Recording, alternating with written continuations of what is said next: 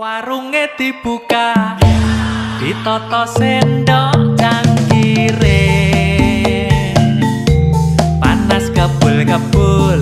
Hari ini di Dusun Kayen, tepatnya di lapangan Cikal Dempet, ini ada festival Jadilan. Ini dalam rangka memperingati Hari Jadi Kelurahan Condong Catur yang ke-75. Ini diikuti oleh jadilan lokal dari 3 pedukuhan yang ada di Kelurahan Condong Catur, yaitu pedukuhan Pegundang, Kampung Poruboh, kemudian di Jadilan Pondok dan Jadilan Kayen sebagai tuan rumah. Gawe bingung hatiku, lirik aneh, aduh, gawe meriang awakku.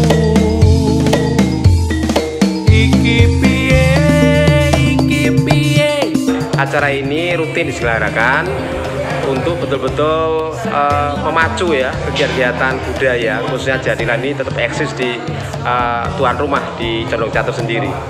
Luar biasa, hari ini kita lihat bahwa semangatnya mereka betul-betul tampil dengan lugas, lepas ya, karena sudah mungkin 2 tahun tidak main, sekali main ini luar biasa. Jadi walaupun jadilan lokal namun dengan sangat atraktif.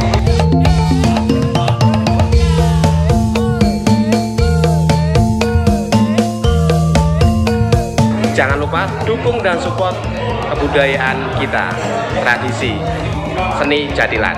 Bersama saya Reno Chandra Sangaji.